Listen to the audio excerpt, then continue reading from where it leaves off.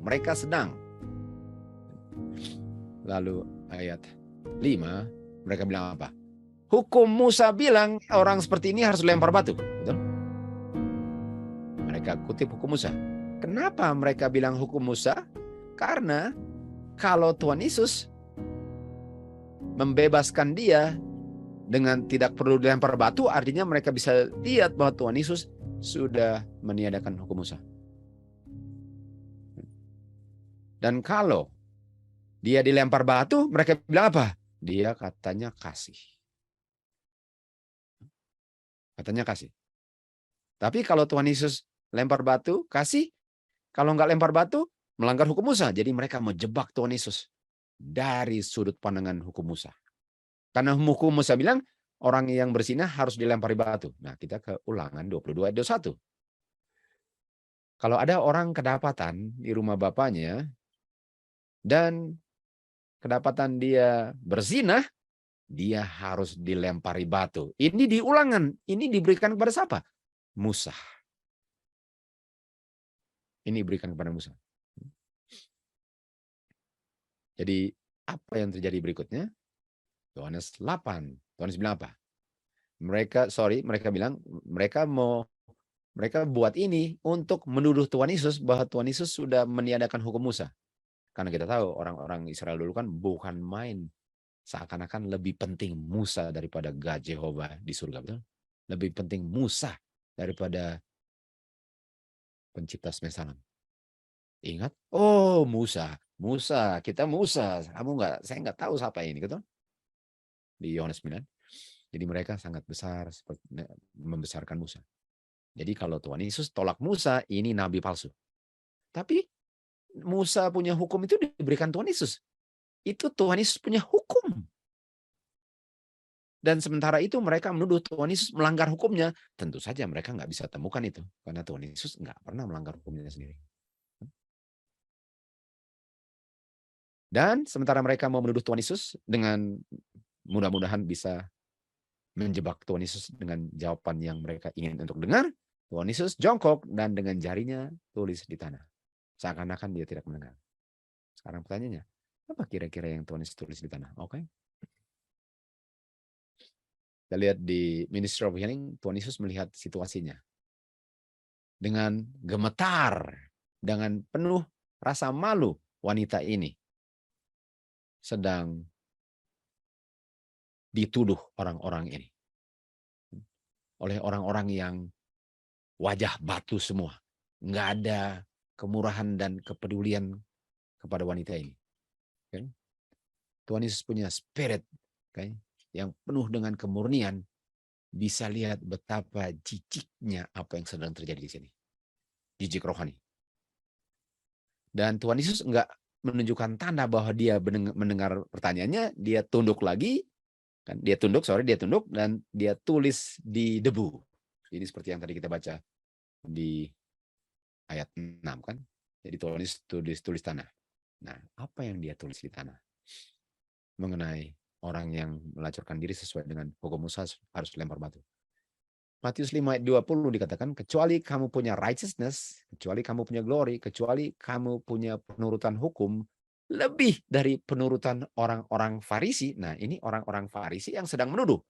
Lalu dikatakan, kecuali kamu punya penurutan hukum lebih dari orang Farisi, dan kita baca tadi kan, kecuali kamu punya penurutan sempurna, perfect, complete, fulfill, the end. Karena orang Farisi punya enggak. Kecuali kamu punya penurutan hukum lebih dari orang Farisi, kamu enggak akan masuk surga. Artinya kalau saya seperti orang Farisi, sangat setia menurut hukum, hilang saya. Tahu kenapa? Karena mereka punya kesetiaan itu akan terbongkar di sini. Okay? Mereka bilang mereka nggak pernah berdosanya, akan terbongkar di sini. Waktu Tuhan Yesus tulis kan, dan ini yang Tuhan Yesus tulis. Prinsip ini dia tulis. Dia bilang, dia nggak bilang ini, tapi ini prinsip yang ditulis. Kamu pernah dengar dulu, kamu jangan berzinah. Okay? Ini prinsipnya. Oke, ini wanita berzinah harus lempar batu. 10 hukum bilang apa? Ini kan 10 hukum. Jangan berzina. Ini 10 hukum bilang. Nah, ini yang orang Farisi bilang mereka menurut hukum. Kita nggak pernah berzina. Paling kurang kita nggak pernah kedapatan berzina lah ya. Lalu Tuhan Yesus bilang apa? Oke, itu righteousness. Oke, orang Farisi punya righteousness, mereka bilang nggak pernah berzina. Dan oke, memang nggak pernah kedapatan juga. Oke. Lalu Tuhan Yesus bilang apa? Barang siapa melihat kepada seorang wanita dan sudah menginginkannya, sudah berzina dalam hatinya. Oke. Kecuali kamu punya righteousness, kecuali kamu punya penurutan hukum melebihi orang Farisi yang sedang menuduh wanita berzina, kamu pun nggak akan masuk kerajaan surga. Dan Tuhan Yesus tulis prinsip ini. Artinya yang Tuhan tulis apa? Hukum Musa. Tuhan Yesus tulis di tanah hukum Musa. Yang banyak orang di akhir zaman sudah pakukan di kayu salib, betul? Artinya setelah kayu salib, boleh dong kita berzina dalam otak, betul? Yang penting jangan tidur dengan wanita itu. Bagaimana? Apakah itu orang-orang di akhir zaman bilang, hukum Musa sudah dipakukan? Boleh dong saya berzina, yang penting nggak ada yang tahu. Cuma di otak kok. Boleh dong berzina dengan lihat-lihat gambar aja, betul? Yang penting wanitanya nggak ada. Kamu nggak pernah bisa lihat saya dengan wanita kan? Iya, tapi Tuhan lihat wanitanya di otak kamu, bagaimana? Atau pria.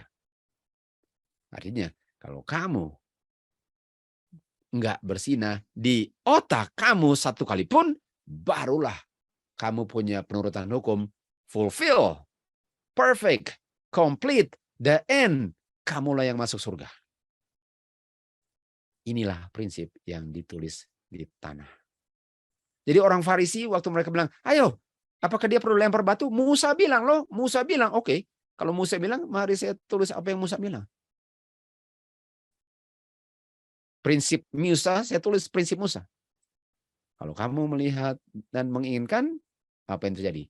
Dan dengan tidak sabar, akan Tuhan Yesus punya seakan-akan nggak mau perhatikan, dan seakan-akan nggak peduli dengan tuduhan-tuduhan itu, kan? Tiba-tiba mereka punya mata melihat Tuhan Yesus yang sedang menulis di tanah. Dan waktu mereka melihat ke tanah di mana Tuhan Yesus punya jari sedang mengukir tulisan-tulisan, langsung berdiam dirilah suara yang bukan main ributnya. Di situ Tuhan Yesus menulis mereka punya pelanggaran hukum yang Tuhan Yesus bisa baca di dalam hati mereka, di dalam seluruh kehidupan mereka. Hukum Musa. Hukum Tuhan Yesus melalui Musa. Dan dia bangkit, dan dia lihat. Setelah dia tulis itu, setelah dia tulis perincian dosa yang diungkapkan pada Musa, yang menjelaskan 10 hukum. Dia bilang, oke, dia yang kamu, kalau ada yang nggak ada berdosa sini, silahkan lempar batu. Silahkan lempar batu. Oh, dia tulis lagi. Katakan, Tuhan Yesus tidak meniadakan hukum Musa. Tuhan Yesus tidak meniadakan hukum Musa. Nah, kenapa hukum Musa itu bisa membuat Tuhan Yesus dibunuh? Karena paling kurang orang Roma mempercayakan orang Yahudi memberi hak untuk melakukan hukum Musa. Jadi orang Yahudi bisa tuduh dia berdosa, lalu bawa ke pengadilan Roma, lalu mereka yang menjalankan penghakiman.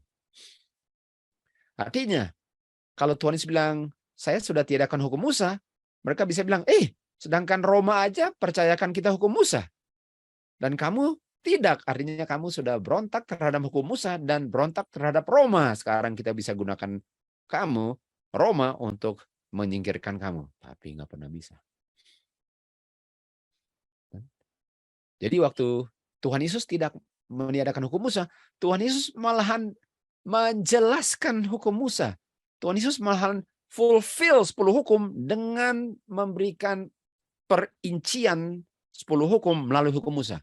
Artinya hukum Musa itu fungsinya untuk menjelaskan 10 hukum yang orang berdosa sudah tidak mengerti lagi, khususnya di akhir zaman, di saat Tuhan Yesus sudah mau datang di awan-awan.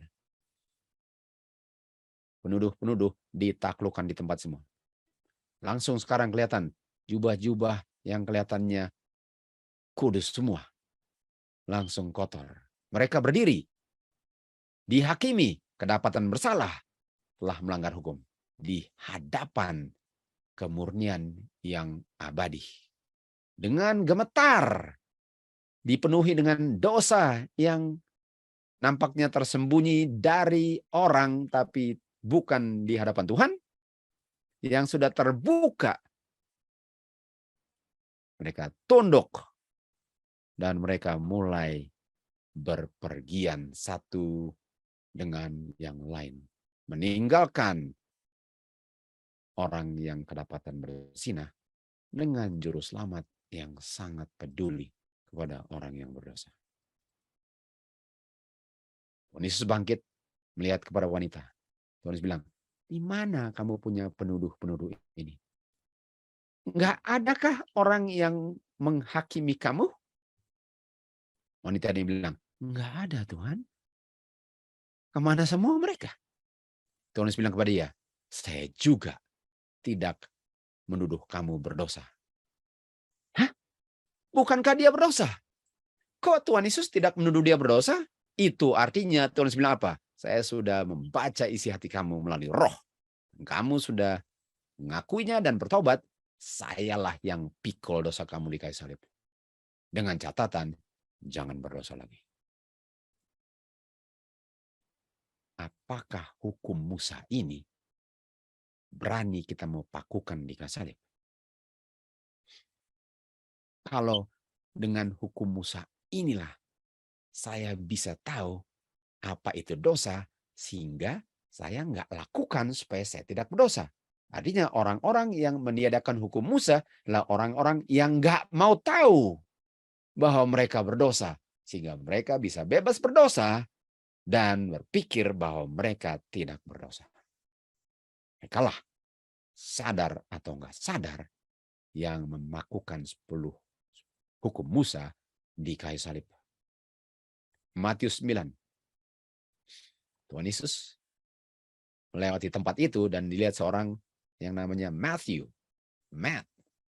Duduk di tempat pemungutan cukainya. Lalu Tuhan Yesus bilang kepada dia, ikut aku. Matthew bangkit dan mengikuti Tuhan Yesus. Dan tibalah waktunya, waktu Tuhan Yesus sedang makan di rumah, banyak orang-orang pemungut cukai dan orang-orang dosa datang dan duduk bersama-sama Tuhan Yesus dan murid-muridnya. 11 orang Farisi melihat itu. Mereka bilang kepada murid-muridnya, kenapa ini guru ini duduk dengan orang berdosa? Kenapa guru ini duduk dengan orang berdosa? Boleh dikatakan, kenapa guru ini nggak lempari batu itu wanita bersinah, betul? Kenapa guru ini nggak bilang, kapok kamu penuh dengan kusta? Ini yang orang Farisi bilang. Dan kalau mereka sadar, mereka lah yang harus kapok dengan dosa mereka, betul? Mereka lah yang harus kapok dengan persinahan mereka. Mereka lah yang harus kapok dengan semua kebejatan mereka.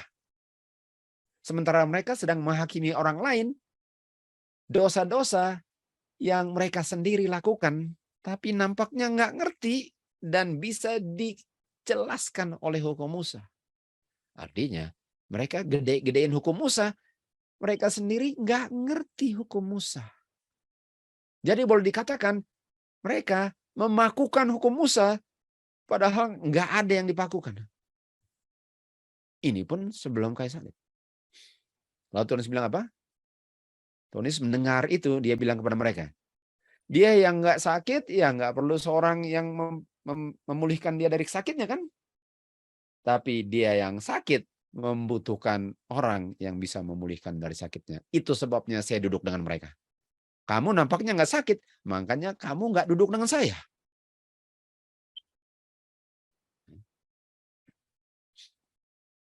Ayat 13. Lalu dibilang apa? Tapi pergilah dan belajar apa artinya ini. Selanjutnya. Pergilah dan belajar apa yang saya baru bilang artinya. Kamu ngerti nggak? Dia bilang apa? Saya datang untuk kasih mercy. Bukan korban. Saya datang untuk mengampuni, bukan membinasakan. Artinya, apa gunanya kamu bilang kamu nggak butuhkan saya, tapi kamu kasih korban-korban? Apa gunanya kamu melakukan semua korban-korban seremonial itu, tapi kamu tidak membutuhkan mercy? Apa gunanya itu? Karena untuk mercy ialah untuk menurut. Kan? Untuk menurut.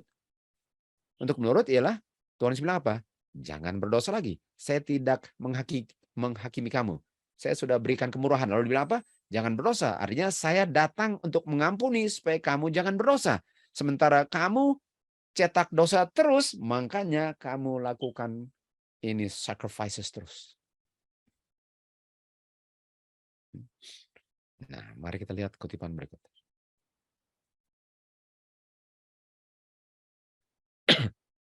Oke, kita mau agak lama di sini. Karena umat Tuhan selalu melanggar 10 hukum, karena umat Tuhan selalu melanggar 10 hukum, 10 hukum diulang kembali di Sinai. Tunggu. Coba kita renungkan dulu. Kalau mereka melanggar 10 hukum, kenapa mau diberikan lagi kalau selalu mereka langgar? Kalau saya kasih air, lalu airnya dibuang, kenapa mau kasih air lagi? Tuh. Kalau saya salaman tangan, lalu dipukul tangan saya, kenapa mau salam lagi? Kalau mereka melanggar 10 hukum, kenapa mau kasih 10 hukum lagi? Tapi Tuhan Yesus bilang tadi kepada wanita kan, karena saya ada mercy, jadi waktu kamu berdosa, karena kamu berdosa, dia bilang apa? Saya mau mengampuni kamu, tapi jangan berdosa lagi. Yohanes 8:11. Jadi wanita yang kedapatan, bersinah. Pas dituduh, Tuhan bilang apa? Saya nggak mau tuduh dia, saya mau ambil dosa dia. Kalau dia mau mengakuinya. Jadi Tuhan Yesus datang untuk mengambil dosa dengan catatan orang itu mengakuinya, lalu apa? Jangan berdosa lagi.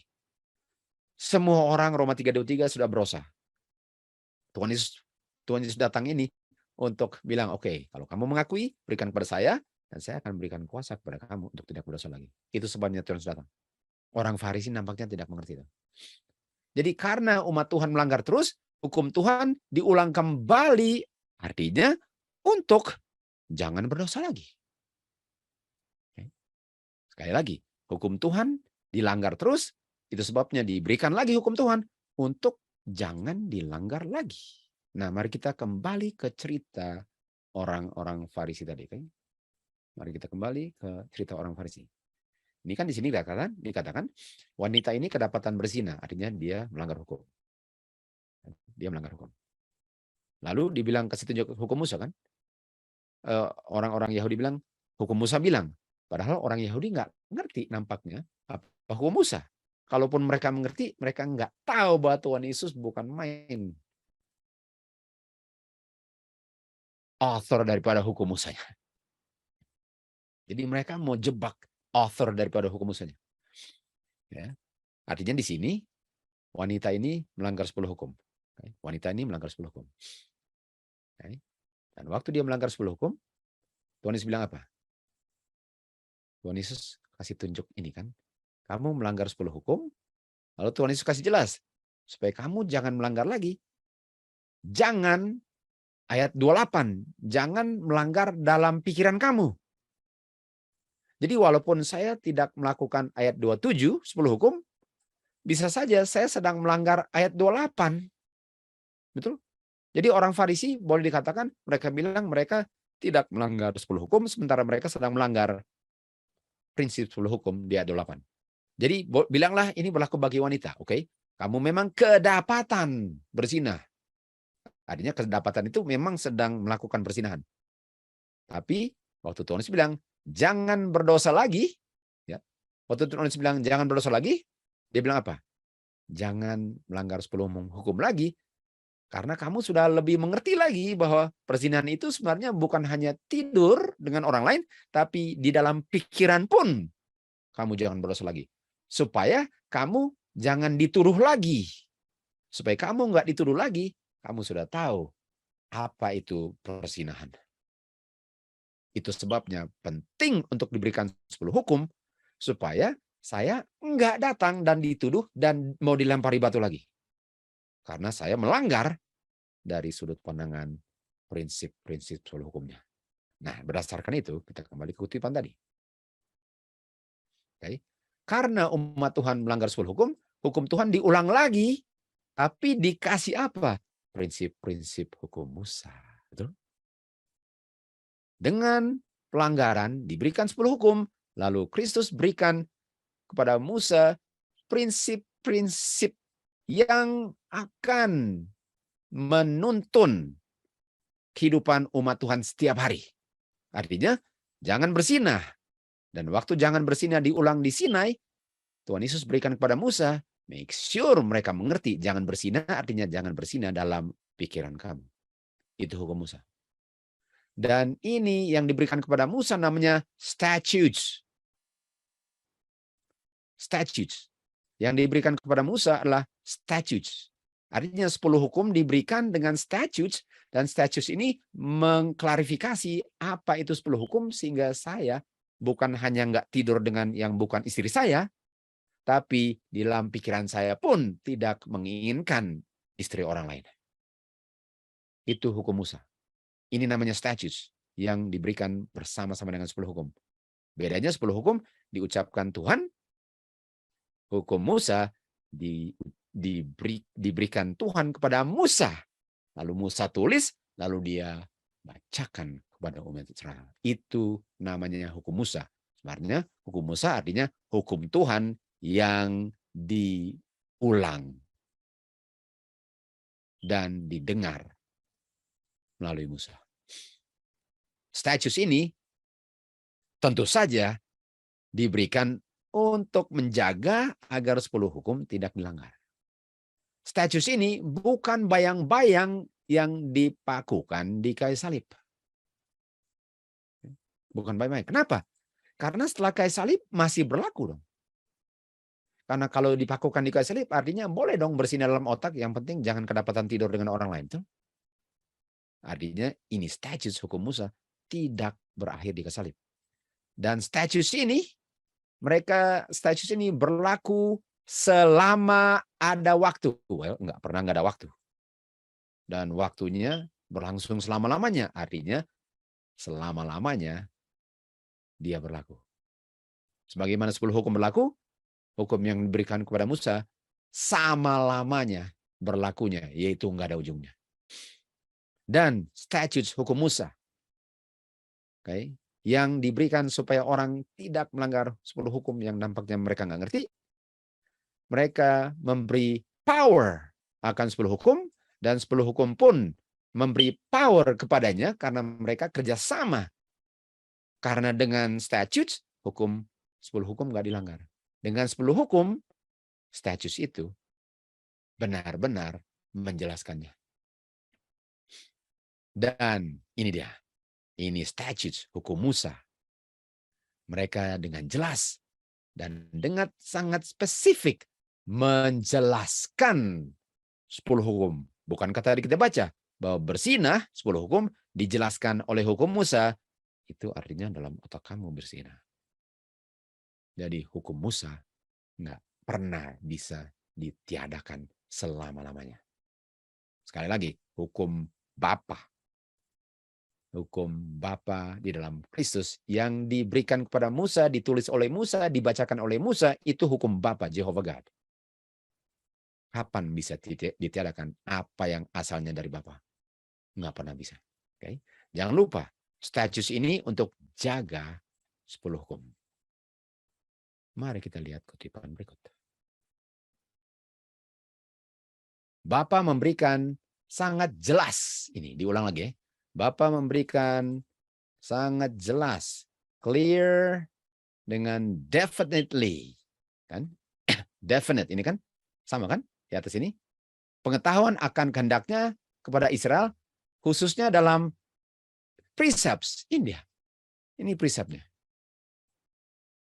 Menunjukkan tugas manusia kepada Bapa dan tugas manusia kepada satu dan yang lain. Kalau kita tahu itu kutipan itu, kita punya hubungan dengan Bapa dengan satu dan yang lain itu bisa dibina waktu kita assemble dalam feast.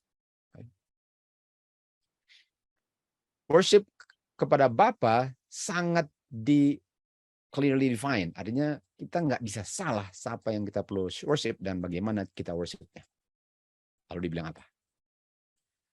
Special sistem rites dengan ceremonies di-establish. Yang akan memastikan umat Tuhan diingat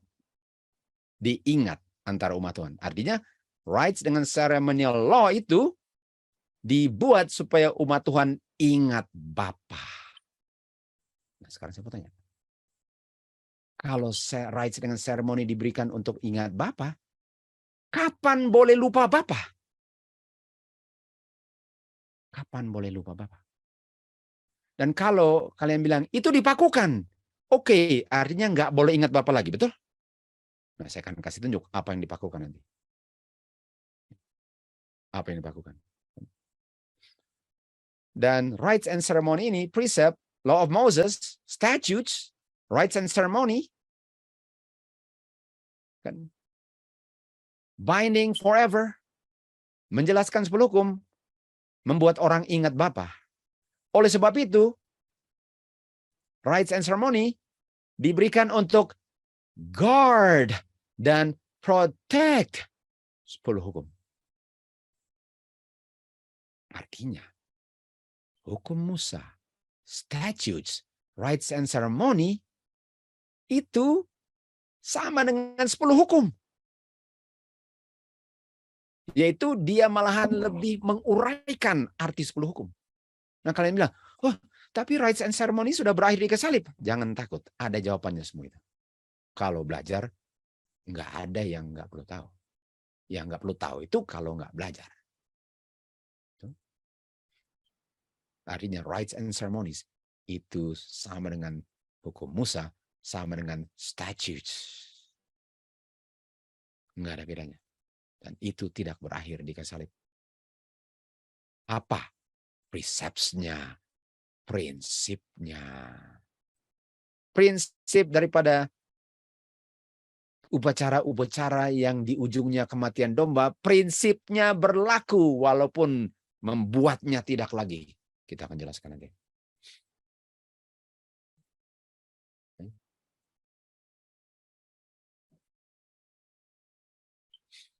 Umat Tuhan yang umat pilihannya sangat diberkati dengan 2 macam sistem hukum.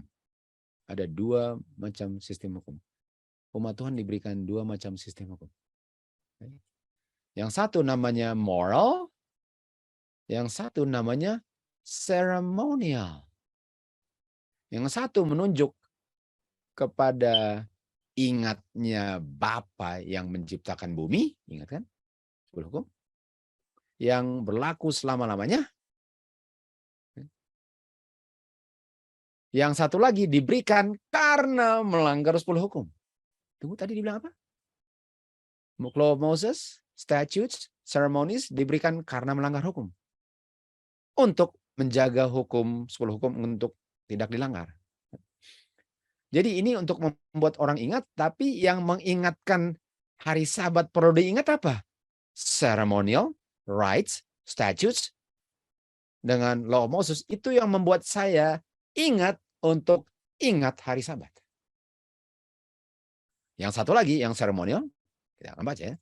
Yang seremonial ini diberikan karena pelanggaran daripada 10 hukum. Karena melanggar 10 hukum diberikan. Lalu, ini dia. Sini ya, kita lihat sini. Penurutan ya, jadi harus ada penurutan. Tapi penurutan yang mana ini? Penurutan kepada yang mana kalau saya melakukan sacrifices dan offering, jadi kalau saya menurut membuat korban-korban dan persembahan yang adalah ceremonial and rites, kalau saya menurut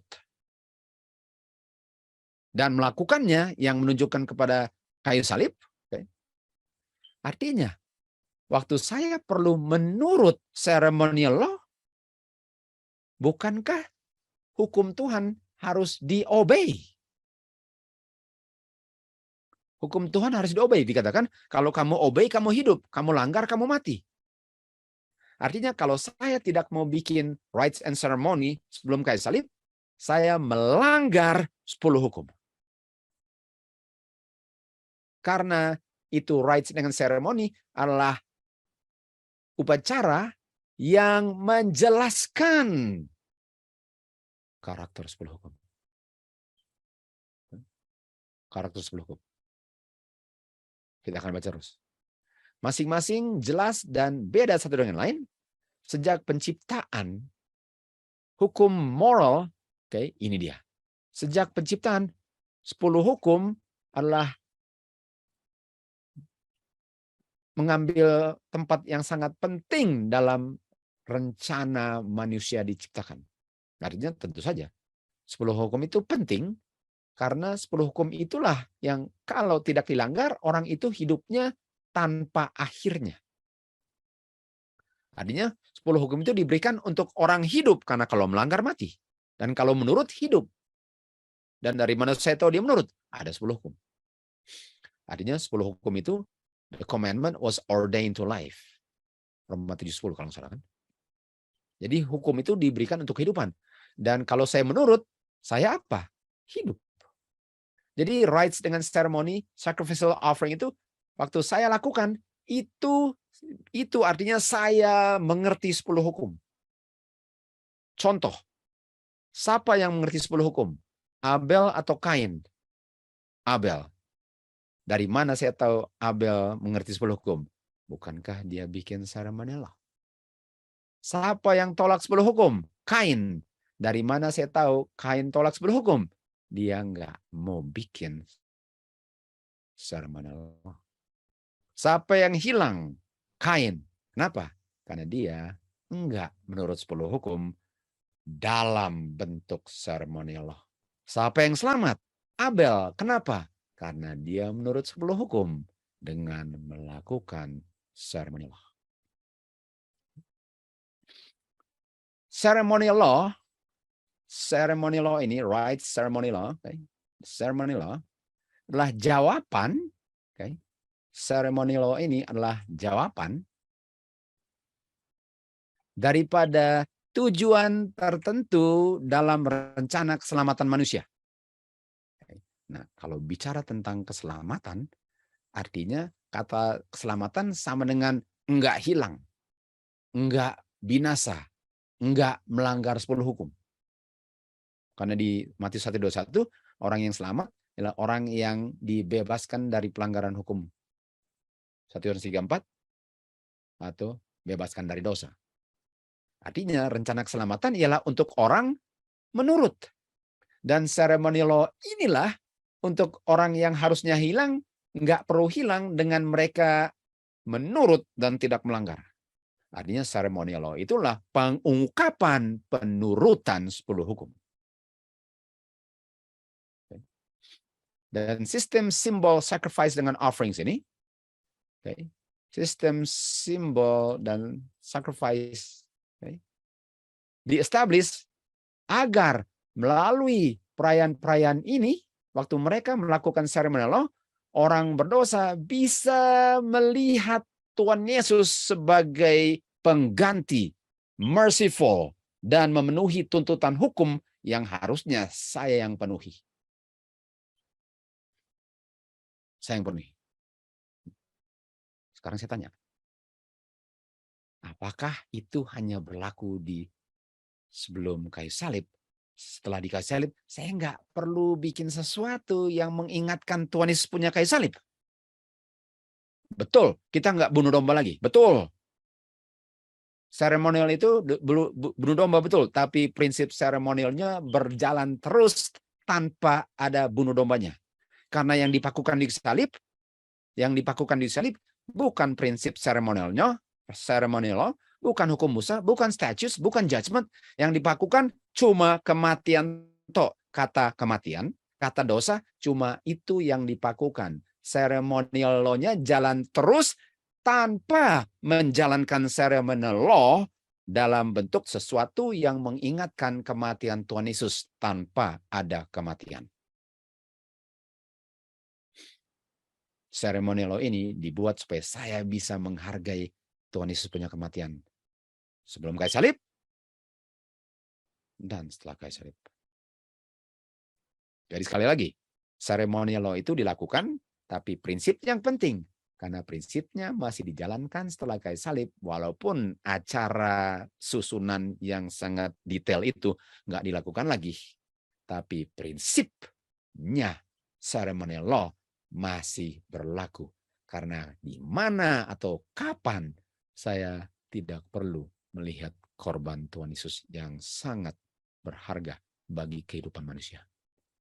Tapi orang-orang Yahudi sangat dibutakan dengan kesombongan dan dosa mereka. Mereka nggak bisa lihat Tuhan Yesus waktu mereka korbankan domba.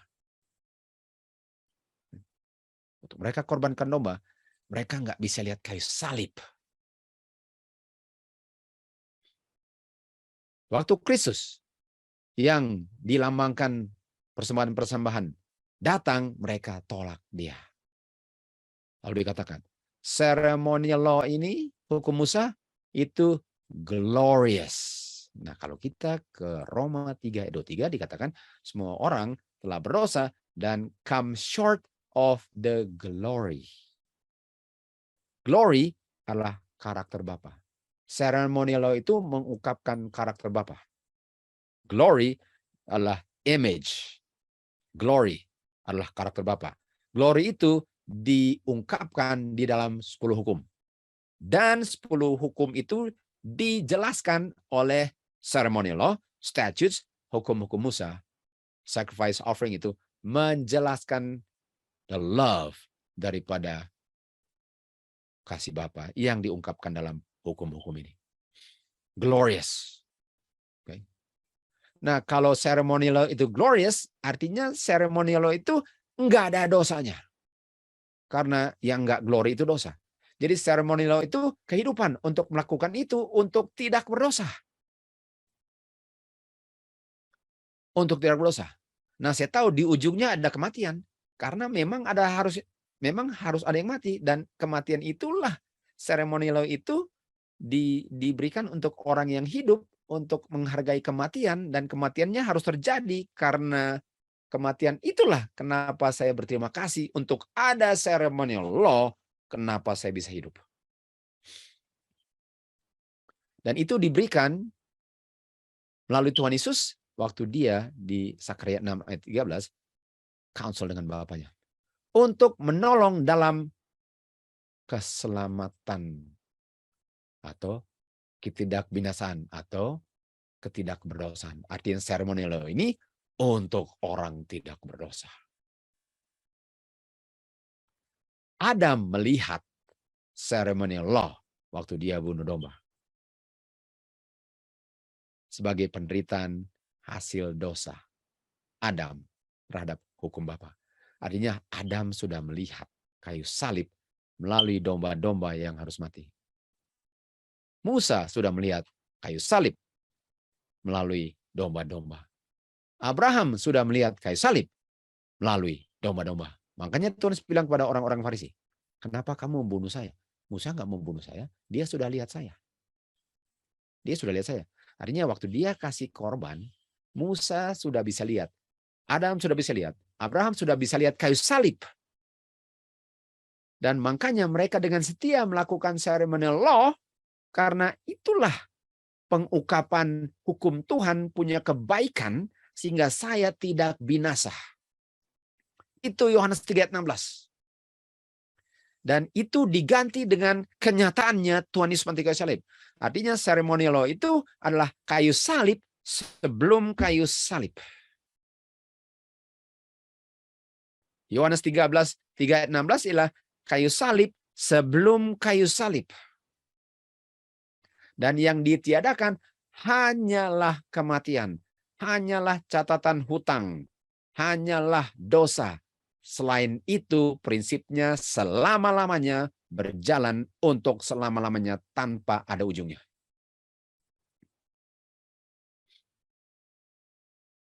Kristus memikul dosa untuk orang-orang yang sudah jatuh dalam dosa. Dan dia menerima tuduhan dosa yang harusnya dituduh terhadap yang melanggar hukum Tuhan. Kristus berdiri menjadi kepala daripada manusia. Dia menerima kepada dirinya, mengambil kepada dirinya dosa-dosa dunia. Di dalam kedangingan manusia yang diturunkan setelah Adam, dia taklukkan dosa. Dia recognize the claims daripada hukum Yahudi. Dia recognize, dia enggak tiadakan sampai kematiannya. Waktu Tuhan Yesus punya kematian, sudah menggantikan domba punya kematian. Jadi yang enggak ada lagi setelah kayu salib adalah domba punya kematian, Tuhan Yesus punya kematian, saya punya dosa, kan? Saya punya kematian tidak ada lagi. Saya punya kematian nggak ada lagi di kayu salib. Kalau saya terima ya, saya punya kematian nggak ada lagi. Saya punya dosa tidak ada lagi. Saya punya pelanggaran tidak ada lagi. Saya punya catatan hutang harus bayar kematian nggak ada lagi. Nggak ada lagi. Di kayu salib berakhir dengan catatan saya terima. Itu yang ditiadakan. Tapi prinsip ceremonial law-nya jalan walaupun nggak perlu dijalankan sebelum kayu salib, karena itu diganti dengan sesuatu yang lain. Prinsipnya diganti. Di dalam dia punya mujizat, dia sembuhkan orang kusta. Dia bilang, pergi ke imam-imam. Dan itu sangat sesuai dengan apa? Hukum Musa. Artinya, Tuhan Yesus sangat menyetujui atau sangat konfirmasi hukum Musa.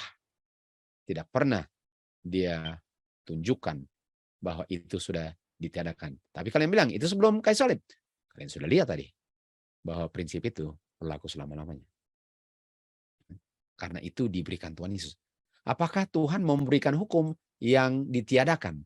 Apakah ada hukum yang dari sumber kehidupan?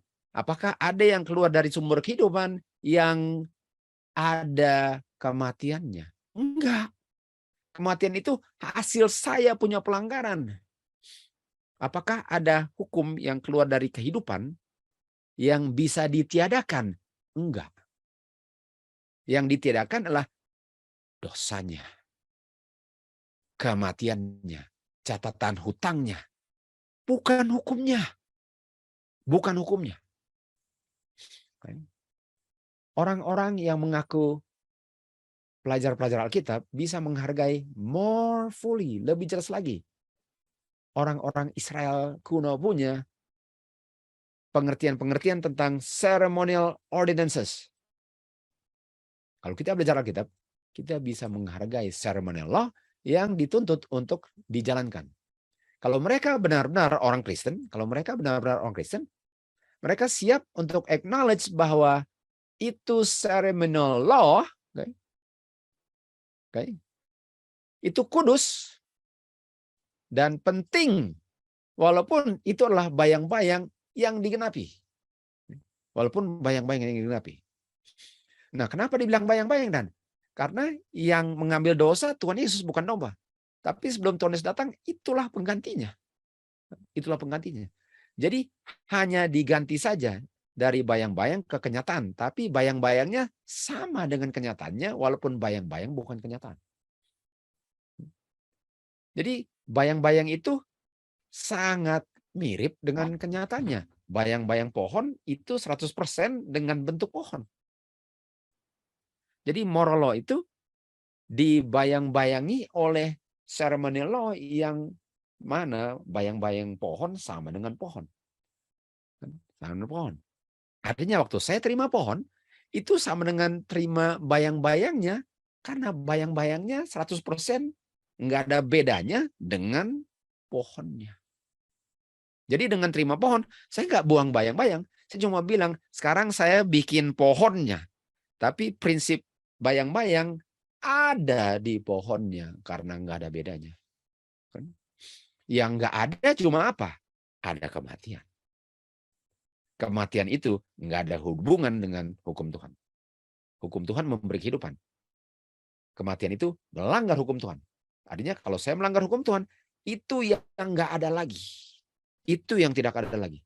Tapi prinsip moral law yang ada di ceremonial law jalan terus. Waktu saya sudah terima moral law, karena waktu saya terima moral law dan saya tidak melanggarnya, karena saya tidak melanggar ceremonial law. Dan itu sebabnya nggak perlu ada kematian lagi. Kematian itu nanti 1000 tahun kemudian akan diberikan kepada yang melanggar 10 hukum dan melanggar statutes, ceremonial law, law of Moses. Kematian Tuhan Yesus memberikan orang-orang Kristen pengetahuan yang benar mengenai sistem daripada seremoni ini. Moses nggak bikin hukum. Kalau dibilang ini Musa punya hukum, Musa nggak pernah bikin hukum. Tuhan yang berikan kepada Musa statutes dengan tuntutan-tuntutan untuk bisa hidup tidak berdosa dalam kehidupan umat Tuhan hari demi hari. Orang-orang Kristen membuat satu kesalahan yang sangat mengerikan dengan bilang bahwa hukum Musa ini, hukum Musa itu nggak baik. Di mana hukum Tuhan nggak baik? Hukum Musa itu hukum Tuhan. Di mana saya bilang, itu dipakukan, itu nggak baik. Di mana hukum Tuhan perlu dipakukan? Di mana? Kalau law of Moses itu untuk tidak melanggar 10 hukum, kapan saya mau pakukan yang menolong saya tidak melanggar hukum? Dan mereka bilang apa? Ini beda dengan Injil dan misi Kristus datang ke dunia ini. Seakan-akan mereka bilang hukum Musa bermusuhan dengan 10 hukum. Kalau hukum Musa bertentangan dengan 10 hukum, kenapa dan Tuhan Yesus menganjurkan untuk orang kusta menjalankan Law of Moses? Kenapa Tuhan tulis Law of Moses? Supaya wanita ini nggak dilempari batu. Jadi orang-orang Kristen dari zaman, mereka bilang, ini dipakukan semua. Kayu salib, buang semua. Dengan mereka buang semua ini, mereka tidak sadar. Mereka sedang buang 10 hukum.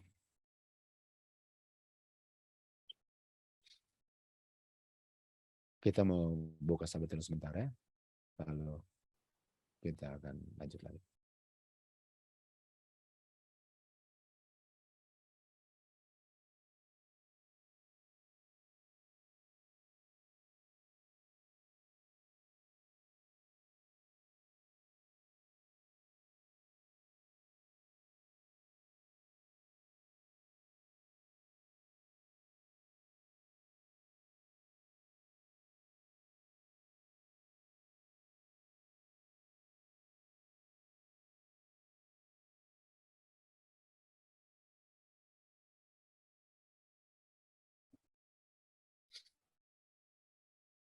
Oke, kita lanjut lagi.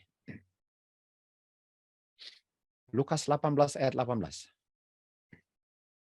Ada seorang pemimpin yang bertanya, guru yang baik, apa yang dilakukan untuk mewarisi kehidupan kekal? Apa yang harus lakukan untuk mewarisi kehidupan kekal? Nah, cerita ini ada di Matius 19. 16, datanglah seorang pada dia bilang, guru yang baik. Hal baik yang apa yang saya harus lakukan? Oke, untuk memiliki kehidupan kekal. Okay. Nah, di Kejadian 15 ayat 7 kan Tuhan Yesus bilang kepada Abraham, saya yang bawa kamu keluar dari Ur atau Babylon kuno untuk memberikan tanah ini untuk diwarisi. Artinya ini certain ruler ini, rich young ruler kita kenal, dia bilang apa yang saya harus lakukan supaya saya bisa tinggal di tanah perjanjian selama-lamanya. Kita tahu yang dijanjikan kepada Abraham adalah tanah setelah 1000 tahun. Bukan tanah di Palestina sekarang. Oke? Kita semua tahu itu. Ibrani 11. Dan dia bilang, bagaimana supaya saya dapat kehidupan kekal dan tinggal di tanah selama-lamanya. Ini kan, 17:7 bilang, ini covenant ini adalah perjanjian kekal untuk menerima tempat tinggal yang kekal. Yang diwarisi. Artinya, untuk dapat perjanjian yang kekal, harus menurut Injil yang kekal, supaya bisa tinggal di tanah perjanjian yang kekal, itu hanya bisa dinikmati kalau kehidupannya kekal. Ini yang diinginkan oleh rich young ruler. Oke. Lalu dibilang di sini, apa caranya untuk memperoleh kehidupan kekal? Hasil terima Injil kekal dan memenuhi covenant kekal dan tinggal di tanah selama-lamanya dengan kekal. Ulangan 4:1 dibilang, caranya gimana? Oh Israel, dengarlah statutes, hukum Musa, dengan judgment, hukum Musa. Lakukanlah supaya kamu bisa hidup selama-lamanya. Artinya, orang kaya ini, certain ruler ini, ruler artinya tahu hukum ya. Kalau dia mau tinggal dengan Abraham selama-lamanya, di tanah perjanjian yang dijanjikan kepada Abraham dan keturunannya, dia harus melakukan statutes dengan judgment hukum Musa. Kalau dia mau live di everlasting possession. Lalu, artinya harus menurut hukum dan make sure jangan langgar hukum Musa seperti orang-orang Farisi. Itu kalau mau mewarisi kehidupan kekal. Lalu Tuhan selanjut. Pelihara hukum katanya. Kalau kamu mau pelihara hukum, pelihara hukum dengan hukum Musa kan, betul? Pelihara hukum dengan hukum Musa. Jadi kalau bilang pelihara hukum itu sama dengan statute dengan judgment. Kan? Statute dengan judgment. Artinya make sure kamu bikin ceremonial law. Make sure kamu bikin rites and ceremony dan melihat ini Tuhan Yesus. Ini nanti saya yang dipakukan di salib. Itu yang kamu perlu lihat, betul? Inilah 10 hukum, inilah fulfillment of law. Kalau kamu mau menjadi perfect, kalau kamu mau menjadi complete, kalau kamu mau the end of the law, kalau kamu mau fulfill hukum, make sure kamu bikin 10 hukum dengan tidak melanggar hukum Musa supaya kamu jangan kedapatan seperti orang Farisi yang come short of the glory of God. Tentu saja ini semua dengan kuasa Roh Kudus, okay? Karena di Yohanes 14 ayat 15 dikatakan, kalau kamu mengasihi, kita tahu kasih adalah buah roh, Galatia 5:2. Kalau kamu memiliki roh, kalau kamu terima, kita tahu love. Love adalah apa? Love adalah hukum Tuhan. Tuhan bilang kan, berdasarkan kasihlah, kasih Bapa, kasih sesama. Itulah hukum Tuhan yang the greatest kan. Artinya hukum Tuhan itu hanya great, hanya fulfill, hanya complete, hanya the end. Kalau kamu memiliki buah roh, yaitu love. Dan kalau kamu memiliki itu, pelihara hukumku. Baru kamu memiliki apa? Kehidupan kekal. 1 Korintus 13:1. Semua yang saya lakukan, bicara seperti malaikat, nggak ada fulfill. Dan kita tahu hanya Tuhan Yesus yang bisa buat itu dan dia berikan itu kepada saya. Dengan catatan, saya mengakui dosa, tidak mau melakukan lagi, Tuhan berikan dengan kuasa Tuhan. Tuhan menolong saya dengan melalui kuasanya untuk tidak melayani daging. Kalau kamu nggak ada charity, cuma tong kosong bunyi nyaring. Kalau kamu nggak ada charity, nggak ada gunanya nubuatan-nubuatan kamu. Kalau kamu nggak ada charity, nggak ada gunanya walaupun kamu kasih orang makan, kasih ini, kasih itu, nggak ada gunanya. Kalau kamu tidak fulfill the law, nggak ada bedanya kamu dengan orang Farisi. Walaupun nggak pernah kedapatan tidur dengan orang lain, tapi bukan main di dalam otak kamu penuh dengan sampah. Kalau nggak memiliki roh Kristus yang hanya bisa menolong kamu untuk hidup sempurna seperti Tuhan Yesus hidup sempurna. Lalu Roma 13:10 bilang apa? Love adalah fulfilling of the law. Lihat kan? Makanya waktu Tuhan Yesus datang Tuhan Yesus bilang di Yohanes 3 ayat 16. Apa dia bilang? For God so love. Dan love-nya diungkapkan dalam anaknya. Dan anaknya hidup, tidak pernah berdosa. Dan itulah love Bapa. Itulah 10 hukum. Tuhan Yesuslah yang fulfill the law sampai dia punya hukum-hukum Musa. Tidak ada satu jot atau iota pun Tuhan Yesus pernah langgar. Tidak pernah. Lalu Tuhan Yesus bilang, dia bilang kepada Tuhan Yesus, which? Yang mana? Yang mana? Dia bilang, yang hukum yang mana katanya kan? Jadi dia bilang, peliharalah hukum. Make sure ada love. Make sure kamu memiliki the end of law. Make sure jangan kayak orang-orang Farisi. Tapi exceed, melebihi orang Farisi. Dia bilang, yang mana Tuhan? Yang mana guru? Yang mana? Hukum yang mana? Dia bilang, yang mana? Hukum yang mana? Terus bilang apa? Jangan bunuh. Hukum. Jangan berzina. Jangan mencuri. Jangan bicara yang bohong tentang orang lain. Jangan bilang yang enggak terjadi, lalu kamu bilang itu terjadi. Saksi dusta. Hormati bapak dan ibumu. Lalu kamu akan mengasihi sesama sebagaimana engkau mengasihi dirimu. Lalu ayat 20 dia bilang, oh semua saya sudah bikin. Tunggu. Maksudnya semua sudah bikin. Saya sudah bikin semuanya. Saya sudah bikin semuanya. Sama dengan orang Farisi kan. Karena sudah bikin semuanya, mantap sekali kan. Lemparin batu orang ini, betul? Saya sudah bikin semuanya. Lalu Tuhan bilang apa? Kalau kamu mau menjadi perfect. Jadi Tuhan bilang, oke, kamu sudah bikin semuanya. Oke, kamu sudah tidak bersinah. Kamu sudah tidak bersinah dalam otak nggak? Kamu nggak bunuh. Oke, kamu sudah, nanti kita akan baca apa artinya membunuh. Untuk mencuri. Tahu nggak, kita bisa mencuri dengan kita mengaku orang Kristen, tapi karakternya seperti setan. Itu mencuri karakter nama baik Tuhan. Untuk bohongilah, saya pengikut Kristus. Kok karakternya bukan seperti Kristus? Saya sudah saksi dusta.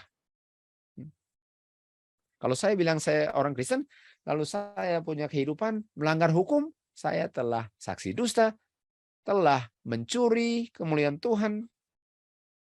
Dan kalau saya dalam otak saya bersinah tapi nggak pernah kedapatan dengan wanita, saya telah bersinah. Tuhan bilang, kalau kamu mau perfect, kalau kamu mau benar-benar menurut 10 hukum dengan catatan semua hukum Musa kamu ngerti dan dengan kuasa Tuhan kamu tidak lakukannya, barulah datang dan ikut saya. Apa complete? Apa artinya kata perfect? Apa? Complete. Dan ingat kan tadi? Complete. Complete ini sama dengan apa? Tuhan Yesus fulfill. Nah, mari kita lihat di sini. Dan di sini dibilang 5046 ya, dan 5046 adalah complete. Tapi di sini ada juga 5056, asal usul daripada 5046, 5056. Dan 5056 apa? The end of the commandment is charity, love. The end sama dengan apa? Kalau bilang the end of the law adalah righteousness. Artinya, Tuhan datang untuk buat apa? The end, complete, perfect, fulfill. Tuhan Yesus datang untuk tunjukkan kalau menurut hukum ini. Jangan hanya bilang-bilang nggak bersinah, padahal dalam otak bersinah. Jangan bilang kamu nggak membunuh, padahal kamu sedang membunuh dengan kamu membenci orang tanpa alasan. Jangan bilang kamu nggak bohong, sementara kamu bohong karena kamu bilang kamu pengikut Kristus, tapi karakternya nggak ada beda dengan setan. Itu namanya complete. Kalau kamu mau sempurna, bikin semua itu. Ini dia. Jadi, apakah untuk komplit harus jangan tiadakan hukum Musa? Apakah bisa tiadakan hukum Musa, lalu saya memperoleh kehidupan kekal atau mewarisi kehidupan kekal kalau saya pikir saya nggak berdosa, padahal bukan main percetakan dosanya non-stop 24 jam. Terus lagi, Matius 5 ayat 20. Kecuali kamu punya penurutan hukum melebihi orang Farisi, kamu nggak akan masuk surga. Kecuali kamu punya righteousness, adalah perfect, complete, charity, the end, kamu nggak akan masuk surga sama-sama dengan orang Farisi yang nggak bertobat. Ini dia bilang, kamu nggak boleh membunuh. Kan Tuhan Yesus bilang, jangan membunuh.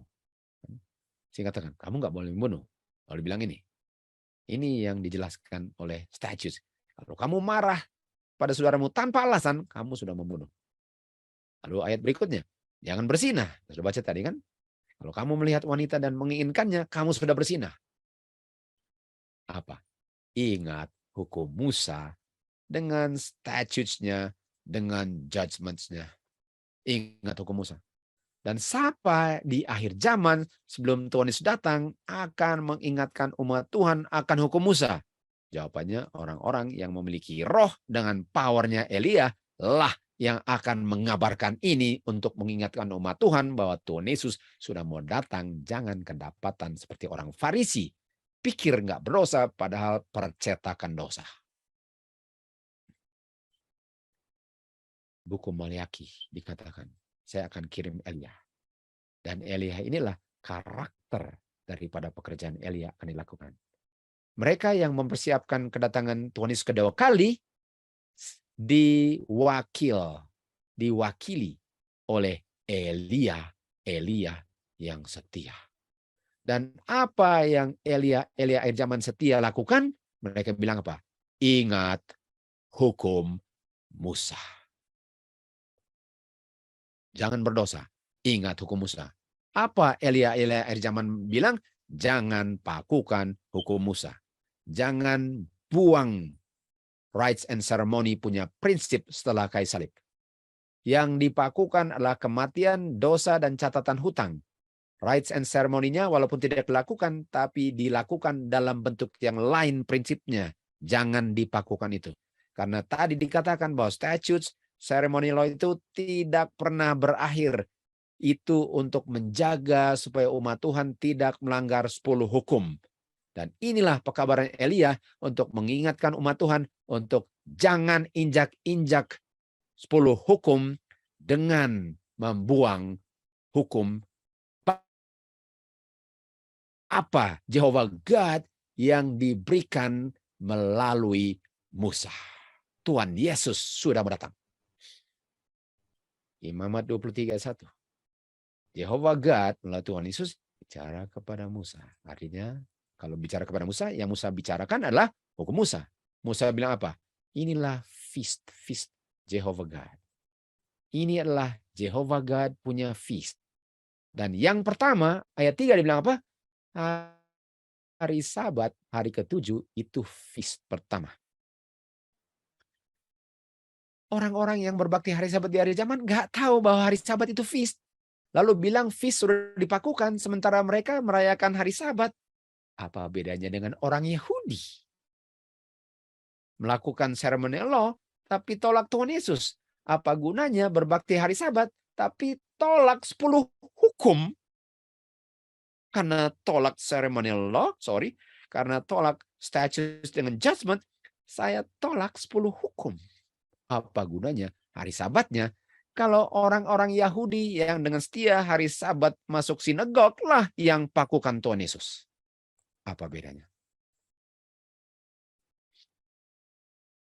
Lihat sini. Waktu bilang ingat hari Sabat, dikatakan di sini ya. Waktu orang-orang dengan sangat berhati-hati mencari dan menggali untuk lihat persis kapan sih mulai hari Sabatnya? Kapan sih mulai hari Sabatnya?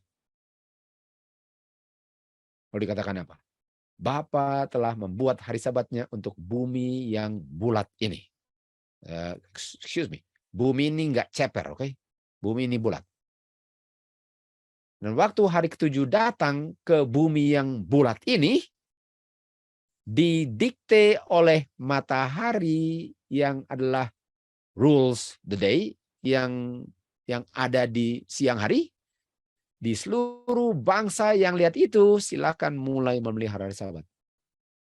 Artinya, kalau mau tahu kapan mulai hari Sabatnya, di mana pun kamu berada, lihatlah waktu matahari terbenam, bukalah hari Sabatmu.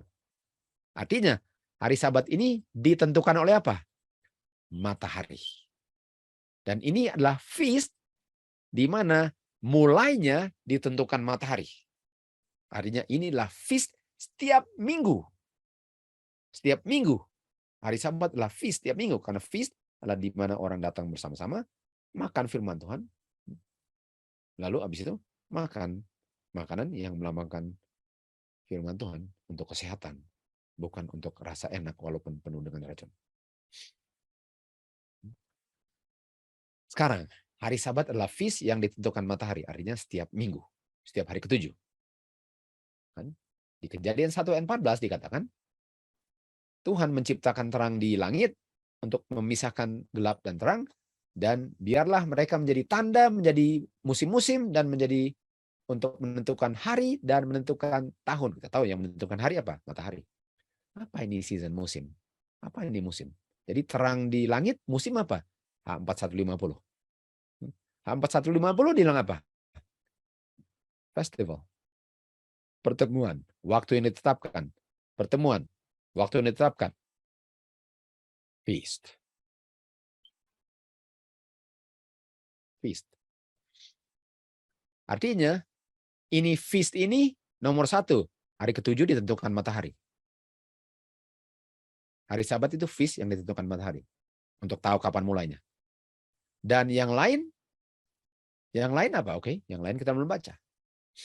Di Kejadian 1:16 ada 2 terang, 1 rule the day, kan? Rule the day tadi kan dibilang rule the day, matahari kan yang rule the day, yang dibuat ini, that rules the day, matahari yang rule the day, dan yang satu rule the night, okay? Rule the night, lesser light, rule the night itu kita tahu bulan, okay? Bulan. Jadi kalau hari Sabat saya bisa tahu waktu matahari terbenam. Kapan saya tahu? Karena kita tahu feast itu ditentukan bulan pertama, lalu 50 hari setelah dari hari kebangkitan Tuhan Yesus, lalu bulan ke-7, hari ke pertama, hari ke-10, hari ke-15 sampai dari 2 kan?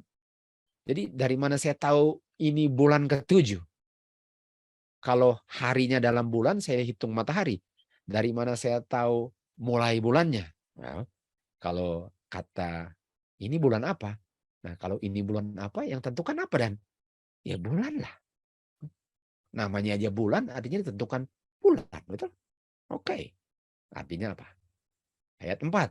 Inilah feast 4150.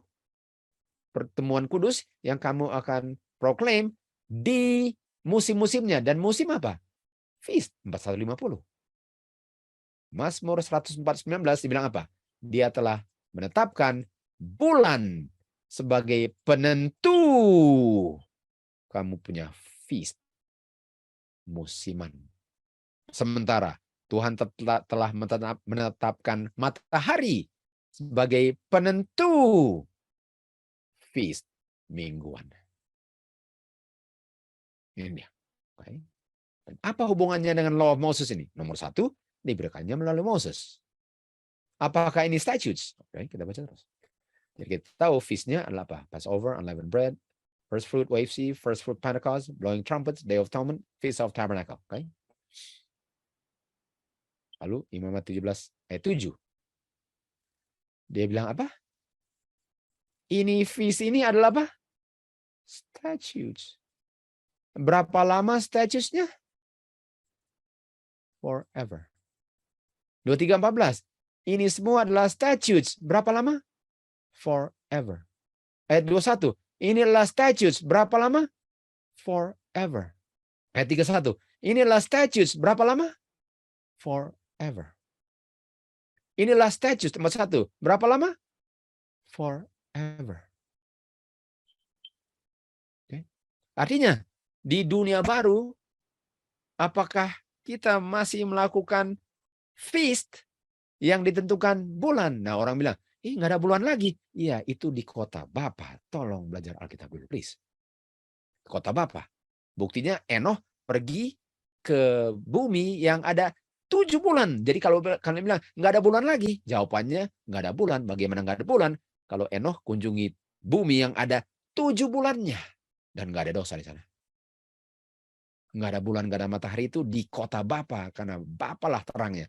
Tapi kalau kita pergi dari tempat itu dan kita ke bumi masing-masing, ada bulan, ada matahari, karena kita masih merayakan feast selama-lama-lama-lamanya. Kita ulang lagi.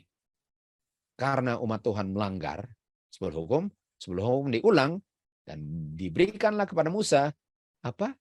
Statutes. Artinya apakah diberikan feast? Jadi pertanyaannya, kalau feast diberikan supaya saya jangan melanggar 10 hukum. Nah, pertanyaan saya. Jadi ada berapa feast? 1, 2, 3, 4, 5, 6, 7. Lalu sebelum 7 feast-nya ada apa? Ada feast hari ke-7. Pertama dibilang hari ke-7, lalu habis itu saya mau kasih 7 feast. Tunggu. Dan kalau kalian hitung dia punya Holy Convocation, ada 7 Holy Convocation. Belum ngomong dia punya Jubilee. Jubilee itu ada 7 tahun Sabat, sehingga menjadi 49 tahun, terdiri dari 7 tahun Sabat.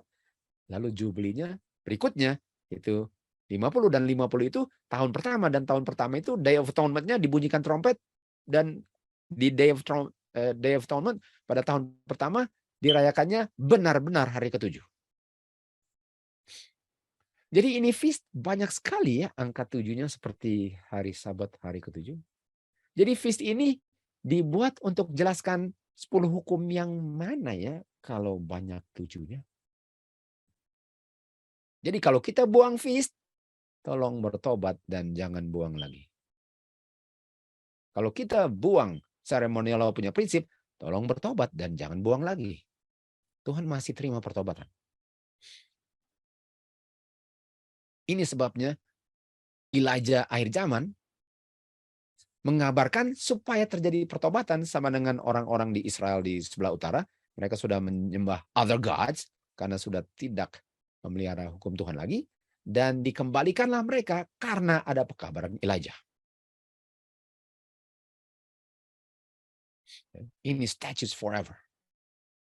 Karena melanggar 10 hukum, Tuhan Kristus berikan kepada Musa statutes. Dan statutes ini supaya tidak melanggar 10 hukum.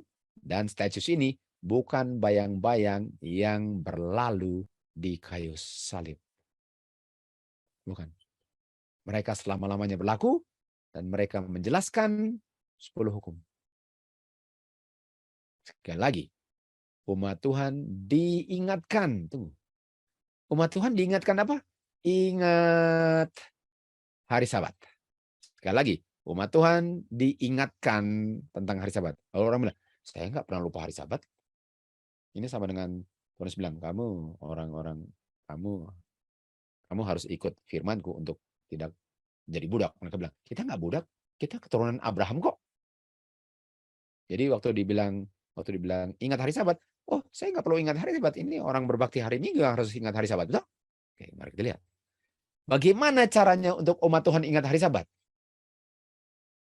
Apa yang Tuhan berikan kepada Musa untuk umat Tuhan menerima hari ke-7? Jawabannya, Jehovah God memberikan feast supaya umat Tuhan tidak lupa hari Sabat. Artinya, kalau saudara-saudara tidak mau lakukan feast, saudara-saudara tolak Jehovah God. Kalau saudara-saudara tolak feast, saudara-saudara tolak hari Sabat, dan jangan heran kalau terima tanda binatang. Pelajaran lain itu. Dan mereka perlunya untuk apa? Untuk assemble. Untuk assemble. Dan apa? Kenapa diberikannya? Untuk menjadi kutuk? Semua feast tahunan yang kita baca tadi diberikan untuk the good, bukan evil. Waktu manusia diciptakan, Kejadian 1:31 dibilang, it was very good.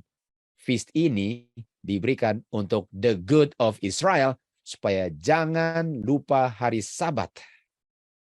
Supaya mereka bisa menjadi kudus dan memelihara hari yang kudus Jangan lupa feast, statutes, judgment, law of Moses, precept.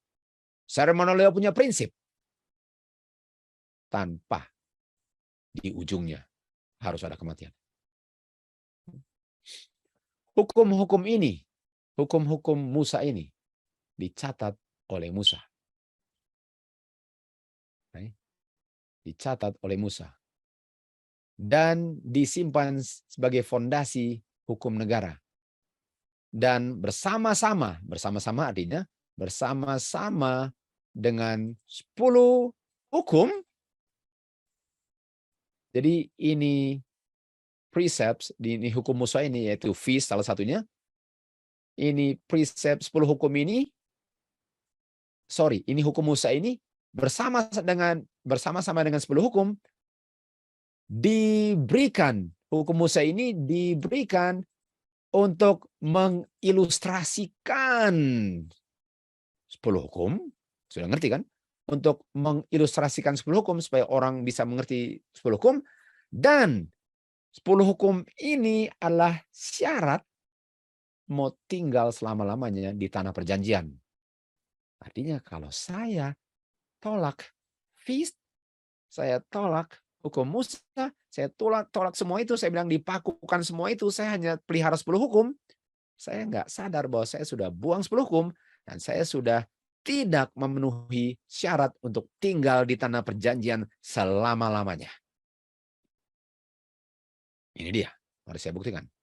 Dia bilang apa? Musa bilang, kamu harus lakukan statutes dengan judgment, agar kamu bisa hidup dan tinggal di tanah perjanjian yang dijanjikan pada Musa selama-lamanya. Kalau kamu lakukan statutes, judgment, hukum Musa, feast. Bapa memanggil semua pekerjanya dalam misi untuk meninggikan standar. Meninggikan standar artinya meninggikan lebih dari orang Farisi. Jangan cuma berbakti hari Sabat aja. Yang penting hari ketujuhnya udah ke gedung. Bukan. Harus lebih tinggiin. Lebih dari orang-orang Farisi. Kecuali kamu punya righteousness lebih dari orang Farisi. Tuhan di akhir zaman bilang, kamu harus lebih tinggi standarnya dari orang Farisi. Untuk menunjukkan mereka punya kepedulian akan tuntutan untuk memelihara hari Sabat. Artinya hari Sabat hanya bisa dipelihara kalau kita tingkatkan standarnya. Sekarang saya tanya, bagaimana saya bisa tingkatkan pemeliharaan hari Sabat saya kalau dari lahir udah dibawa hari ke-7 ke gedung yang dibilang gereja? Lalu dikatakan di sini, dari tempat ini publikasi dikirim dan pekerja-pekerja untuk keluar dan mengabarkan hukum-hukum Tuhan. Dan pentingnya, bagaimana hukum Tuhan itu dengan prinsip yang benar bisa ada pengaruhnya terhadap umat Tuhan, dan dia punya prinsip-prinsip dan contoh kehidupan itu lah yang membuat hari Sabat benar-benar hari Sabat. Artinya hari Sabat itu bukan karena harinya dan di gedungnya. No, saya punya kehidupan bangun tidur sampai tidur itu menunjukkan hari Sabatnya. Dan saya tunjukkannya bukan hanya pada hari Sabat, setiap hari. Bukan karena sudah hari Sabat nggak kerja, saya sudah pelihara hari Sabat. No, not at all.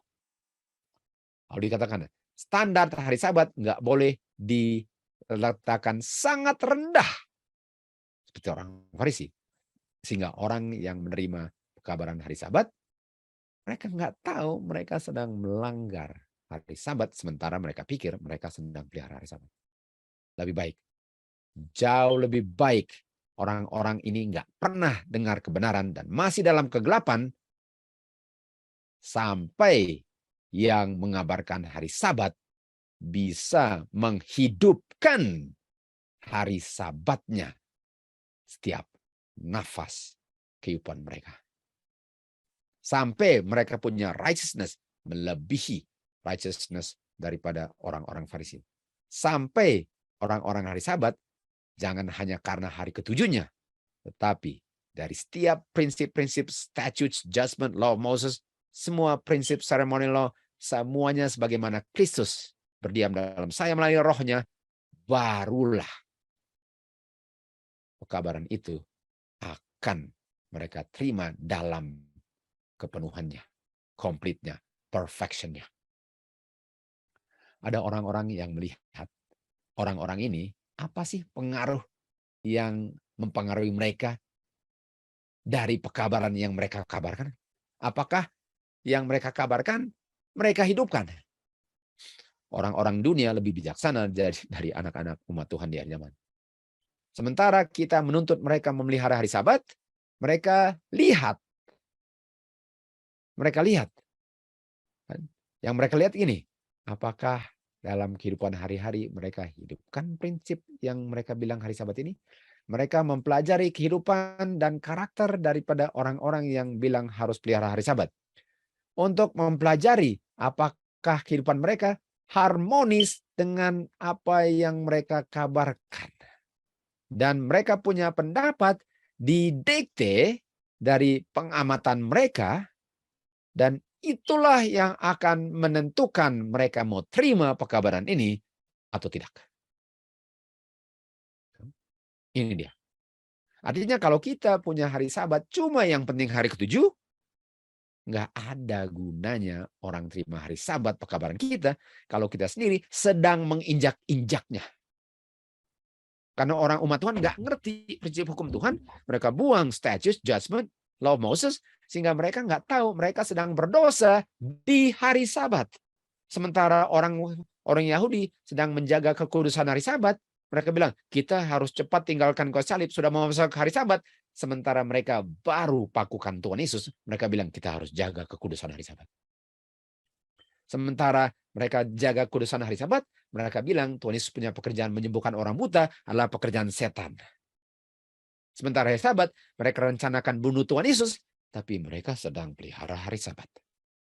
Apakah itu yang dunia sedang haus dan lapar untuk tunggu-tunggu dan belum pernah lihat? No, itu mereka sudah lihat. Yang mereka mau lihat, apakah umat Tuhan sudah memenuhi the end of the law, the righteousness of the law. Itu hanya bisa kalau kita melihat semua hukum Tuhan dan merenungkannya, menghidupkannya, membicarakannya dalam assemble, kita saling menguatkan satu dengan yang lain dengan kuasa Roh Kudus. Itulah yang dunia sedang tunggu-tunggu. Dan di saat dunia lihat itu, kita lihat apa yang akan terjadi nanti. Kalau mereka menghidupkan kehidupan mereka sesuai dengan standar Alkitab yang tinggi, bukan yang orang Farisi punya, barulah mereka menjadi terang dunia, kota di atas Bukit Sion. Yesus bilang, Matius 5:14, kamulah terang dunia. Kota di atas Bukit Sion nggak bisa disembunyikan. Ayat 16, biarlah terang righteousness of the law itu menyinari orang di sekitarmu, agar mereka bisa melihat kamulah hasil pekerjaan Kristus di Efesus 2 ayat 10. Dan Bapalah yang dimuliakan di surga dengan hasil pekerjaannya dalam kamu punya pengungkapan hukum yang sempurna dalam kehidupan kamu. Karena kamu tidak tolak dia punya law of Moses. Kamu tidak tolak itu assembly di feast. Kamu nggak tolak semua yang Tuhan berikan untuk saya tidak melanggar 10 hukum. Tuhanlah yang akan tolong orang-orang ini untuk menjadi terang dunia. Paulus bilang di Matius 5:17, jangan pikir saya datang untuk meniadakan hukum. Saya datang untuk menunjukkan apa sih itu hukum Bapa melalui ceremonial law, melalui statutes, melalui judgment, melalui hukum yang diberikan kepada Musa. Semua itu adalah cuplikan daripada karakter-karakter yang dunia sudah haus dan lapar untuk lihat karena selama ini hanya didengar doang. Roma 10 ayat 4. Kristus adalah the end, the fulfillment, adalah complete, perfect daripada righteousness-nya, kemurnian hukum itu. Hanya Roh Kristuslah yang bisa diberikan sehingga kita bisa mengungkapkannya dengan menggunakan kuasa untuk tidak lagi mau melayani daging. Wahyu 18:1. dan dunia ini diterangi dengan kemuliaannya. Lihat ini. Matius 5:16. Dan dunia memuliakan Bapa dengan kamu menerangi dunia. Artinya Wahyu 18:1 yang kita sudah belajar, kita punya seri kapan Babylon jatuhnya sempurna, bahwa dunia mulai diterangi dengan ini. Dan mulai situ Tuhan mulai buka semua yang umat Tuhan sudah pakukan di salib. Statutes, judgment, dia punya law of Moses, dia punya glory, righteousness, satu persatu dia buka. Dan kalau kita nggak tolak, tambah lama tambah terang. Tuhan sedang buka pelan-pelan. Karena kita tahu ini adalah terang yang akan swell untuk menjadi loud cry of the third angel. Orang-orang yang sudah dipenuhi benar-benar hanyalah orang-orang yang bisa terima hukum Musa tidak dipakukan.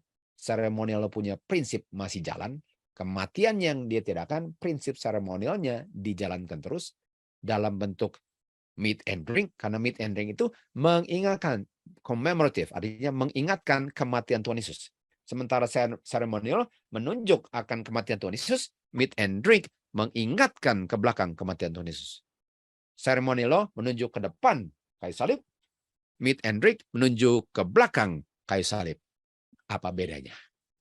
Bedanya di sebelum kayu salib harus ada kematian karena Tuhan sebelum. Setelah kayu salib nggak perlu kematian karena Tuhan Yesus sudah mati. Prinsipnya jalan yang ditiadakan kematian, dosa, catatan hutang. Kalau kita terima itu,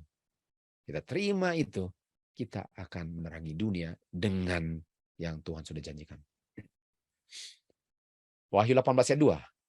Dan orang-orang yang sudah terima ini, apa mereka bilang? Babylon sudah rubuh, sudah rubuh. Orang-orang yang diterangi dengan terang daripada the light of the glory of God, yaitu terang daripada semua kebenaran Tuhan yang Tuhan ungkapkan untuk umat Tuhan bisa melihat betapa indah terang itu. Pekabaran mereka, Babylon sudah rubuh, sudah rubuh. Sudah menjadi tempat kediaman iblis, tempat sangkar burung yang najis, dan burung kotor dan burung jahat berdiam di Babylon semua. Ini pekabaran-pekabaran Elia di akhir zaman. Sampai yang dia bilang, orang-orang di Karmel, datang kemari. Datang dan lihat saya perbaiki mezbah ini. Dengan datang mereka harus tinggalkan mezbah Baal. Keluar dari penyembahan other gods itu. Keluar dari penyembahan misteri Babylon. Ada 3 bapa, kalau cuma 1. Kalau dikatakan apa? Semua bangsa telah dimabukkan dengan doktrin-doktrin palsu hasil percabulan gereja dengan dunia. Lalu ayat 4. Apa ini bilang? Keluarlah umat Tuhan. Ini dikatakan oleh orang-orang yang mengerti law of Moses. Yang mengerti feast itu untuk kita tidak berdosa. Dan Tuhanlah yang akan bekerja. Bukan usaha manusia untuk tinggalkan dosa. Tuhan melalui rohnya lah yang akan bekerja. Bagian saya adalah lihat kebenaran, terima, dan dengan kuasa Tuhan hidupkan. Tuhan yang merubah, bukan manusia. Itu urusan Tuhan. Yang penting kita tahu benar, kita lakukan. Keluarlah umat Tuhan dari Babylon. Lalu waktu panggilan keluar umat Tuhan dari Babylon, apa berikutnya? Saya melihat Tuhan ada orang-orang yang tidak melihat. Lihat, mereka nggak melihat hari Sabat kan? Kenapa? Karena hari Sabatnya dikabarkan cuma harinya. Mereka nggak melihat hari Sabat, oleh sebab itu mereka tidak pelihara hari Sabat. Mereka tidak menolak terang hari Sabat karena mereka nggak bisa lihat kebenarannya. Jadi nggak bisa bilang tolak kalau yang mereka dengar nggak lengkap, betul? Pada saat mulai troublous time of trouble, dan ini adalah time of trouble sebelum 12:1, umat Tuhan dipenuhi dengan Roh Kudus. Dan mulai mengabarkan apa? Mereka mulai mengabarkan apa? Hari Sabat. Tunggu. Bukankah selama ini sudah mengkabarkan hari Sabat? Iya, bedanya hari Sabat yang dikabarkan apa? More fully. More fully. Artinya hari Sabatnya lebih daripada Farisi punya hari Sabat. Hari Sabatnya inilah tentang hukum Tuhan yang full. Hari Sabat ini more full. Yang mereka kabarkan ialah karena mereka terima feast, mereka terima statutes, judgment, law of Moses, mereka ngerti prinsip daripada apa yang tidak dipakukan, dan mereka tahu hanya apa yang dipakukan, mereka bisa kabarkan the Sabbath more fully. Dan ini membuat gereja-gereja dan Advent nominal marah. Karena mereka nggak bisa buktikan ini salah. Karena semua Alkitab dan Roh Nubuat. Makanya marah. Pada saat ini, umat Tuhan yang belum pernah melihat kebenaran yang more full ini, bisa melihat dengan jelas bahwa yang mengabarkannya memiliki kebenaran yang more fully. Dan karena panggilannya keluar umat Tuhan, kalau memang kamu umat Tuhan keluar, kalau nggak umat Tuhan jangan harap keluar. Betul? Umat Tuhan keluar. Kalau kamu memang umat Tuhan, dan umat Tuhan itu dikenal dari mereka terima feast, mereka terima law of Moses, mereka terima statutes and judgment, artinya yang tolak bukan. Mereka yang terima statutes and judgment, mereka bisa lihat kebenarannya karena mereka lihat statutes, judgment, law of Moses, feast, semua ini menjelaskan kebenaran 10 hukum. Mereka keluar dari Babylon. Dan mereka bersama-sama umat Tuhan dianiaya oleh karena kebenarannya. Dan sedikit lagi akan ketemu juru selamat mereka. The end of the law is the end daripada struggle kita di dunia ini. Saya melihat ada umat Tuhan yang berada. Ada umat Tuhan yang jujur di antara nominal Adventist dan gereja-gereja yang sudah jatuh yang lain. Ada umat Tuhan di situ. Dan sebelum Daniel 21 dicurahkan laknat, pendeta-pendeta anggota akan apa? Akan dipanggil keluar. Sekarang saya tanya, artinya di nominal Adventist dengan fallen churches ada nggak yang terima statutes, judgment, law Moses, dan prinsip ceremony law dengan feast? Ada nggak? Ada. Kenapa? Karena mereka akan dipanggil dari gereja-gereja ini, dan mereka akan dengan senang hati menerima Sabbath more fully.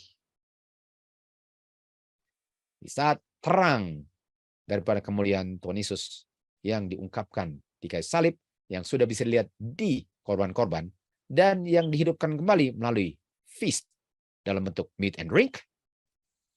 Waktu mereka lihat itu, orang-orang yang honest akan tinggalkan gereja-gereja mereka dan bergabung dengan remnant. Apa remnant? Wahyu 12:11. Inilah mereka yang memelihara 10 hukum dalam kurung semua law of Moses dan roh nubuat. Kita harus menempatkan diri kita di mana kita bisa menerima hujan akhir. Karena di tempat pertemuan itulah, disitulah hadirlah Tuhan melalui rohnya. Tempat-tempat seperti camp meetings, tempat-tempat seperti assemblies di home church, tempat-tempat di mana kita memberikan pekabaran untuk menolong orang terima kebenaran, adalah tempat-tempat di mana Tuhan telah tetapkan untuk memberikan hujan awal dan hujan akhir. Jadi di mana Tuhan kasih hujannya? Di tempat kita berkumpul, assemblies, dan assemblies tadi apa? Tempat kita feast, namanya assembly feast. Dan di assemblies itulah Tuhan curahkan hujannya. Di feast lah Tuhan curahkan hujannya. Nggak ada seorang pun kita akan pernah terima meterai Bapa, sementara karakter kita ada satu cacat noda. Artinya kalau kita melanggar 10 hukum, karena kita nggak tahu law Moses, nggak bisa dimeteraikan. Kita harus membersihkan kita punya jiwa dengan kuasa Tuhan.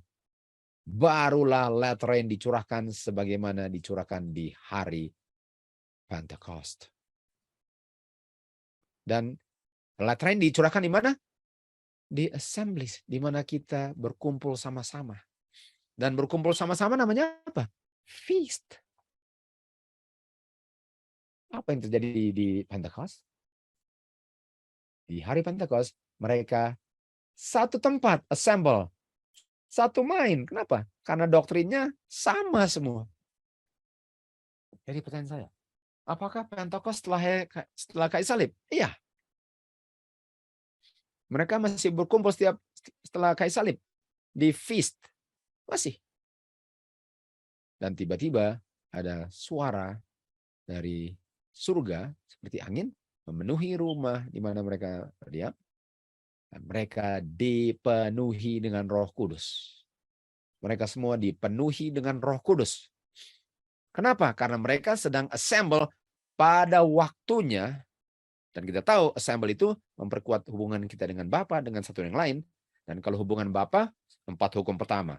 Hubungan satu lain 6 hukum terakhir. Itu 10 hukum.